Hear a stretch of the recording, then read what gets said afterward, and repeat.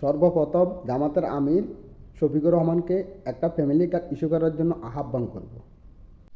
Family card তো সবাই তো করছে বুয়া বুয়া, এটা কখনো হবে না, এটা হচ্ছে বাটপারি, এটা হচ্ছে ভোট সংগ্রহ করার জন্য একটা মানুষ চাল চালাচ্ছে।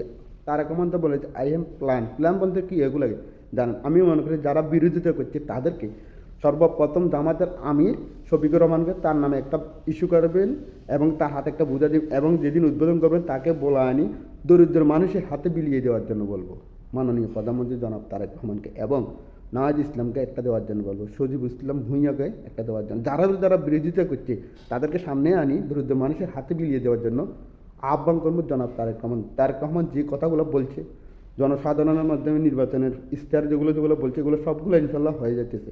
ফ্যামিলি কার্ডের কথা বলছে, ফ্যামিলি কার্ড হয়ে যেতেছে 10 তারিখে পাবে মার্চ মাসে।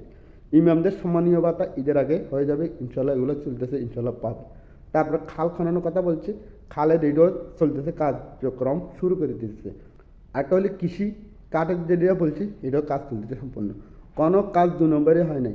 জনাব তারেক রহমান শহীদ প্রেসিডেন্ট জিয়াউর রহমান যেরকম মানে মিথ্যা কথা বলা না, জনসাধারণের জন্য যে যে কথাগুলো বলছে বাস্তবায়িত করার জন্য বলছে, তারেক রহমানও এরকম কাজগুলো করে যেতেছে।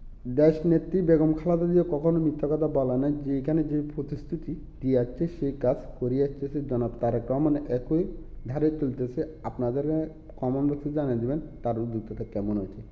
ধন্যবাদ। রমাদান মোবারক।